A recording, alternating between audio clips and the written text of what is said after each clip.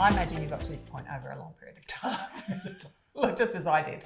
However, my question was going to be, was there a pivotal moment, or was there a crisis? And I don't expect you to go into what the details of that are, but do you find that often that's what it is, that's the catalyst? Yes, look, I think I would describe myself as a mystic. I remember having encounters with God, just communing with God. I didn't know who God was. Right. I didn't know what it was. I just remember having a sense of communing with this deeper kind of place of comfort and joy. I may have moved there because my childhood there was a lot going on that was difficult to deal with. So I think it was a bit of an escape. Okay. But I learned how to do it and just kept doing it. I think really for me, my spiritual life really deepened when I experienced infertility and went through that whole journey of losing a baby, or very early miscarriage, and the depth of pain and anguish that I felt just really influenced every single part of my life. And I wrestled with life. I mean, I really wrestled with existential issues of, well, what am I here for? What is it all about? Probably I wrestled with those things earlier than particularly most women do. Yeah.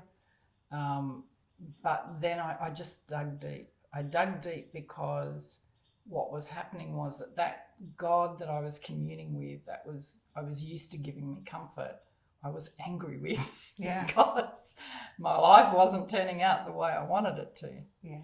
And I had to do something. I had to reconcile that. So a lot of these principles that I've talked to you about here today were birthed at that time.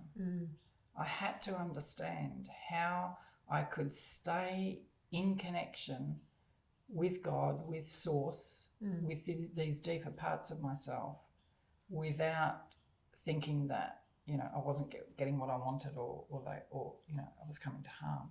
And I had to wrestle with that. And I believe all of us have to do that wrestling at some point. Is part of that wrestling, and if I use that pivotal moment in your life, then I can think of similar moments which have been a moment where I can really see that the way I thought my life was going to be is not. Yeah. Yes. And perhaps I think we're all feeling that at the moment. I think COVID is a bit of that, isn't it? Yeah. And so in that moment, I have to reassess everything I ever thought about my life. Yes. And in that reassess, I need to grieve the loss Absolutely. of that. I'm so glad that you mentioned that, because the biggest part of that journey is grief. Yeah. The biggest part of that is letting go of how I think the world should be and how I think, how I ideally wanted it to turn out.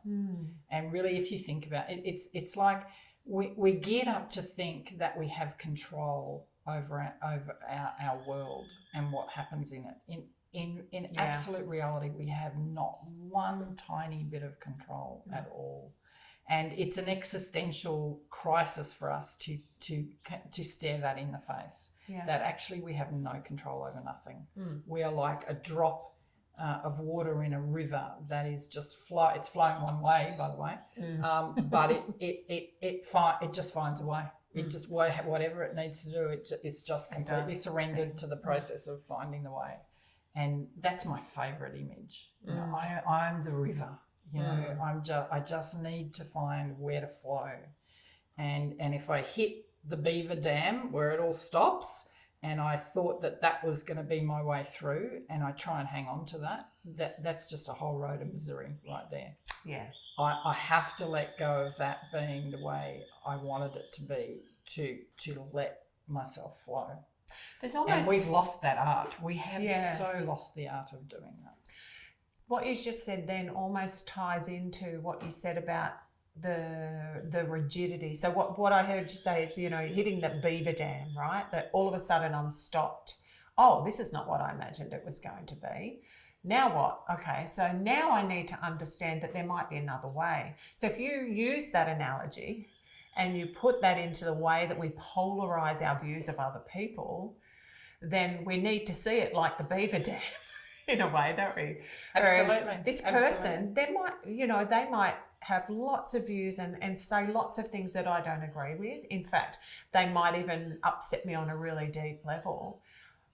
But what can I find in it that helps me to find some peace? Yes. Because if I don't find peace, I'm stuck in the beaver dam, and I'm just going to be like struggling and anguishing and absolutely.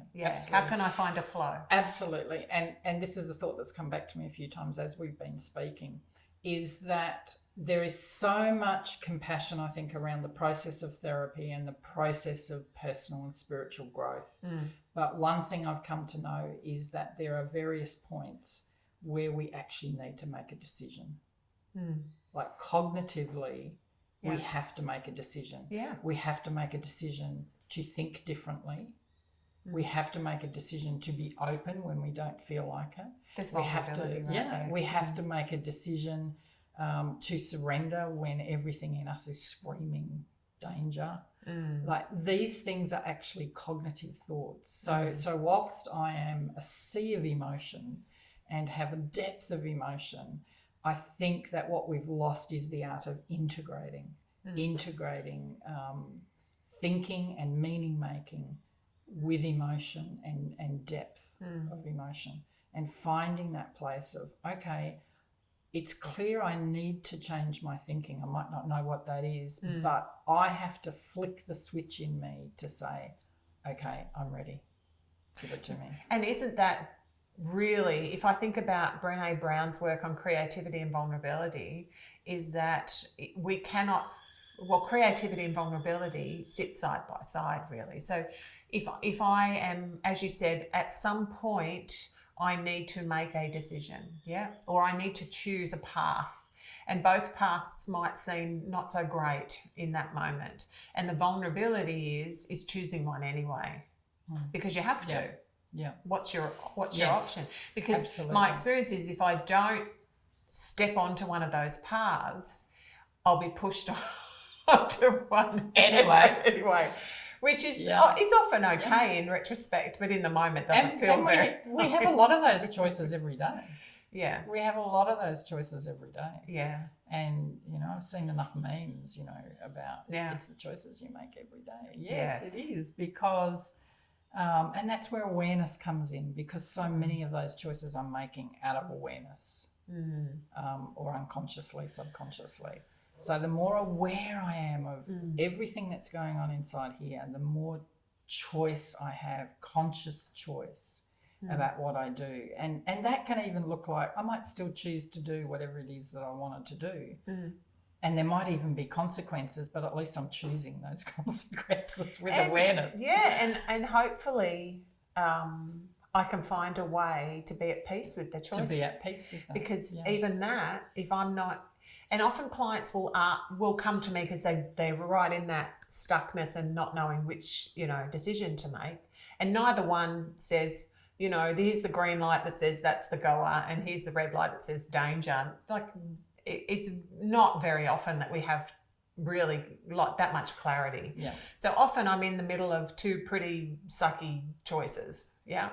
And so when you make that choice, find peace with making the choice. Yes. Because if you don't find peace with making the choice, then it's going to be the sucky choice. Absolutely. Because you're in the beaver dam again. And then again, I think that needs an integration of cognitive thinking and emotions. It does. And emotions, because it needs to feel right, even if it's a sucky choice. Yeah.